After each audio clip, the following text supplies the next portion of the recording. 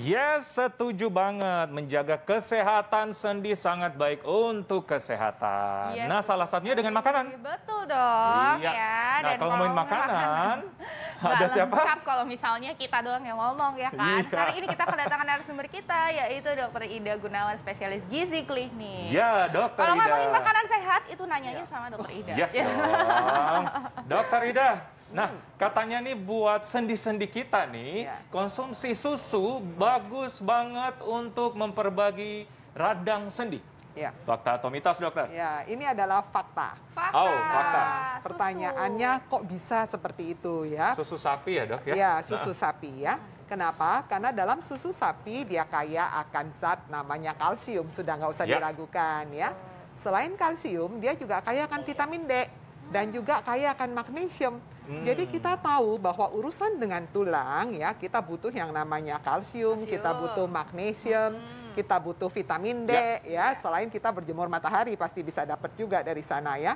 Dan jangan lupa dalam kandungan susu sapi dia tinggi akan protein. Dan protein ini juga sangat bagus untuk membentuk semua komponen yang ada di tulang maupun otot-otot sekitarnya. Sehingga sendi kita menjadi jauh lebih sehat dan kuat. Ya. Oke, nah itu kan kalau misalnya susu sapi nih, Dok. Nah ini kalau misalnya kayak anak saya nih alergi sama susu sapi, katanya nih minumnya kalau minumnya anak saya itu susu kedelai, tapi ini ada fakta atau mitos juga. Katanya konsumsi susu kedelai ini katanya baik untuk kesehatan persendian. Ini fakta atau mitos, dokter? Ya, ini juga fakta. Alhamdulillah. Ya. Alhamdulillah.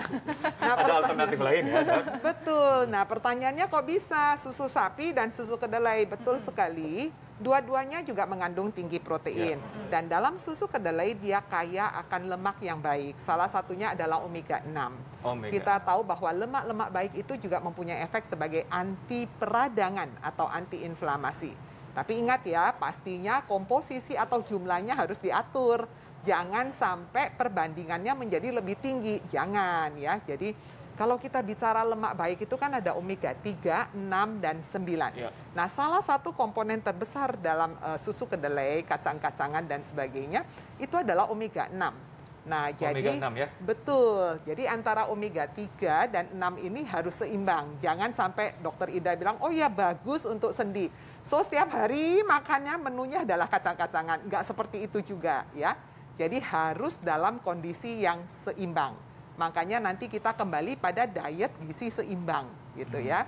Jadi pokoknya antara sumber omega 3 yang banyak sekali pada produk-produk seperti hewani, ikan-ikanan seperti itu dengan produk dari kacang-kacangan itu jumlahnya harus seimbang ya. Oke deh kalau gitu. Jadi memang harus seimbang, dokter ya? Semua harus seimbang. Oke dokter, kita lanjut ke fakta mitos selanjutnya nih. Ya, segala jenis bawang katanya baik banget untuk kesehatan persendian. Fakta atau mitos, dokter? Ya, ini dia ya bawangnya dan ternyata fakta. Fakta ya. Pertanyaannya penelitian itu banyak sekali loh dilakukan untuk ini. Si bawang putih ini. Nah, untuk kesehatan sendi. Kenapa? Ternyata hampir dalam seluruh bawang-bawang ini mereka mengandung antioksidan dan antiinflamasi. Mungkin saya harus cerita dulu yang namanya kesehatan sendi. Kenapa orang selalu butuh sendi yang sehat? Tadi udah ada ya foto ceritanya ya bahwa sendi itu ada lapisannya yang namanya tulang rawan. Nah, pada kita yang terlalu banyak menggunakan gerakan yang terlalu aktif secara berlebihan, kemudian tidak ada istirahatnya, ada yang olahraga berlebihan sekali dari pagi sampai malam dan olahraganya dengan high intensity dan sebagainya, yang menggunakan bobot berat badan yang besar dan sebagainya, lama-lama sendi kita itu bisa menjadi aus karena efek dari penggunaannya. Nah, oleh karena itu, untuk menjaga kesehatan sendi ini, kita butuh beberapa faktor sebetulnya. Yang pertama, Anda mesti mempertahankan berat badan Anda. Jangan bobotnya terlalu besar. Kenapa? Sendi itu seperti fondasi. Jadi kalau bobotnya terlalu besar, karena tekanannya menjadi lebih besar, gaya tekannya lama-lama yang namanya tulang rawannya juga bisa aus. Tahu kan yang disebut aus? Kalau Anda pakai sepatu ya, dipakai terus sepatunya lama-lama solnya jadi tipis. Nah, modelnya seperti itu. Nah, untuk menjaga supaya tidak aus, supaya solnya tidak gampang tipis, apa yang dilakukan? Jangan sering-sering pakai sepatunya kan, katanya gitu. kalau menggunakan sepatunya, menggunakan sendi kita jangan berlebihan ya. Yang kedua, bebannya jangan digedein. Jadi berat badan kita harus menjadi lebih baik, jangan terlalu gemuk. Ya. Lalu yang ketiga, kita harus rawat tulang rawannya. Kenapa? Tulang rawan ini bisa mengalami proses inflamasi atau peradangan. Nah, untuk menjaga supaya proses peradangan atau inflamasi ini tidak berlebihan, supaya tidak menimbulkan sakit dan sebagainya, kita beri dong, rawat dong. Pakai makanan-makanan yang kaya akan antiinflamasi dan antioksidan. Salah satu yang kaya akan antioksidan ada di bawang-bawangan ini. Ya. Jadi si antioksidannya ini nih yang ada di bawang yang ternyata bisa menyehatkan tulang dan sendi kita gitu ya dok ya. Nah ini bagaimana, ini kan kalau misalnya si bawangnya, tapi kalau daun-daunnya nih dok, daun bawang itu bermanfaat juga nggak sih dok? Ya, bermanfaat pastinya ya. Yang namanya nanti kita juga akan bahas mengenai herbal-herbal, daun-daun dan sebagainya, bumbu dapur. Bumbu dapur orang Indonesia itu sangat kaya akan antioksidan. Yes, ya? Betul sekali. Nah, tadi dokter juga udah bilang nih bakalan ada yang namanya herbal juga yang bakalan kita bahas. Dan di sini juga ada nih, kayaknya kelihatan di situ enak-enak nih. Ada ikan, ada pepes, ada apa macam-macam. Nanti kita akan bahas sesaat lagi, tetap di Hidup Sehat. Ya pemirsa, kembali bersama kami di Hidup Sehat. Masih membahas makanan yang baik untuk kesehatan persendian. Yes, betul sekali. Nah, masih bersama Dokter Ida. Nah, Dokter Ida, di sini kan udah banyak sekali nih ya makanan-makanan yang sudah disiapkan. Enggak, kita nggak akan masak hari langsung ini. Kita makan ya kan? hari ini? Enggak. Bukan, ya? Tapi ini dari sini nih dok, katanya nih memang bagus banget untuk kesehatan sendi kita dan juga tulang kita. Nah, di sini ini ya. Ada juga fakta atau mitos berikutnya nih yang berkaitan nih dengan makanan-makanan ini. Katanya nih dokter, konsumsi garam terlalu banyak ini bisa merusak sendi. Ini fakta atau mitos? Ya, ini fakta. Waduh. Fakta. Kaget ya sebetulnya ya. Sebenarnya gini, penelitian mengenai garam dan kerusakan pada sendi, tapi mereka melihat risiko terjadinya rheumatoid arthritis, terjadinya artritis atau peradangan pada sendi, itu mereka sudah lakukan di Swedia. Jadi mereka menggunakan pasien-pasien subjek penelitian yang cukup besar, hampir 2.000 atau 3.000 orang seperti itu ya. Lalu mereka analisis apa yang terjadi pada orang-orang seperti ini yang ikut dalam penelitian. Oh ternyata mereka mengkonsumsi garam dalam jumlah yang berlebihan dalam satu harinya. Dan setelah diteliti lagi, kok bisa ya garam dengan kaitannya kesehatan sendi. Ternyata garam ini dalam jumlah berlebihan, dia akan menyebabkan kondisi retensi cairan dalam tubuh kita. Jadi terjadi penahanan cairan dalam tubuh. Dan yang kedua, dia juga menginduksi atau menstimulasi terjadinya proses peradangan yang ada di dalam tubuh kita. Jadi sebetulnya bukan hanya di sendi saja, tapi di seluruh sistem tubuh kita juga bisa terjadi proses peradangan tersebut ya. Jadi dari kebetulan penelitian ini karena menggunakan subjek penelitian untuk kesehatan sendi, maka mereka lihat ada kaitan dengan konsumsi garam yang berlebihan. Oleh karena itu dalam makanan menu seimbang kita selalu dianjurkan konsumsi garam yang paling baik untuk kesehatan adalah kira-kira 1 sendok teh peres dalam satu hari. Jadi jangan berlebihan.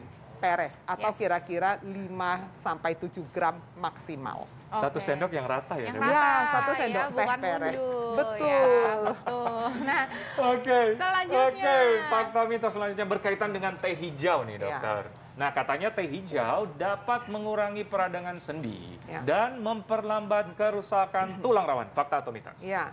Ini sebetulnya bisa dua ya, fakta dan mitos ya. Saya akan jelaskan dulu. Jadi nanti kita akan lihat. Kalau dia untuk kesehatan sendi, jawabnya fakta. Tapi kalau untuk kesehatan tulang, nah ini bisa menjadi salah satu mitos. Pertanyaannya kenapa? Iya, gini, teh hijau ini kaya akan antioksidan. Namanya epigallocatechin galat. Jadi dia kaya akan golongan flavonoid. Tadi sudah saya jelaskan, untuk kesehatan sendi kita membutuhkan antioksidan supaya proses-proses inflamasi yang mengenai ke kesehatan sendi kita, ke tulang rawannya menjadi mereda atau menjadi lebih sedikit. Maka efek ini bagus sekali untuk kesehatan sendi. Namun, yang namanya teh ini, dia juga kaya akan kafein. Nah, kita tahu ya, kafein itu bukan cuma ada di kopi, tidak. Kafein juga ada di kopi, teh, soda, dan coklat. Jadi kalau saya bilang bagus, artinya konsumsinya juga bukan berarti satu hari harus 1 galon, tidak ya. Jadi konsumsi teh juga tetap harus jangan berlebihan. Kenapa? Karena kafein ini dalam tubuh dia juga bisa menarik kalsium. Jadi dia meningkatkan pembuangan kalsium nanti melalui urin ya. Jadi kalau saban hari kita makanin yang namanya minumin teh terus dari pagi sampai malam dalam jumlah yang besar, banyak dan pekat, kandungan kafeinnya menjadi lebih besar, hati-hati jangan-jangan nanti kita kandungan kalsiumnya menjadi lebih rendah. Karena dia juga bisa mengganggu penyerapan kalsium. Jadi efeknya dua, yang satu mengganggu penyerapan kalsium, dan yang kedua karena dia kaya akan fitat, yang kedua dia bisa meningkatkan pembuangan kalsium ke urin. Ya. Wah, berarti ini Dok, kalau misalnya minum teh seperti ini buat yang pecinta teh nih, mungkin bisa diakalinnya itu tidak langsung habis makan langsung minum teh gitu ya Dok. Betul ya. sekali. Jadi harus dikasih jarak nih supaya kalsium dan nutrisi-nutrisi lainnya itu bisa terserap langsung ke dalam tubuh kita gitu. Makanya kalau tea time itu biasanya jam 4 sore gitu ya Dok ya. Berapa banyak Dok ya kalau konsumsi per hari disarankan? Iya betul. Jadi kita lihat kandungan kafein karena kan tadi yang kurang baiknya adalah efek kafein kalau berlebihan.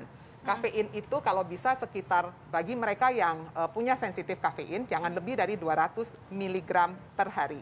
Kalau tidak masalah boleh sampai 300-400. Dalam satu cup tea ini kira-kira mengandung sekitar 50-60 mg kafein. Jadi kalau Anda sensitif dengan kafein, ya pakainya jangan lebih dari 3 cup satu hari. Tapi kalau tidak masalah dengan kafein, Anda boleh pakai sampai 6 cup satu hari. Oke. Ya masih bisa lah ya. Bisa ya. Nah, ini yang digadang-gadang nih Dok, katanya kalau misalnya kan untuk kesehatan sendi itu adalah si omega 3 ya Dok ya? Betul. Nah, omega 3. Nah, tapi ini fakta atau mitos nih dokter? Ikan dengan kandungan omega 3 yang tinggi itu baik untuk membantu penyembuhan radang sendi. Ini fakta atau mitos? Ya, ini sudah pasti fakta. Fakta. Ya, sudah tahu ya. Kenapa pertanyaannya? Omega 3 tadi udah saya singgung-singgung, dia golong lemak yang baik.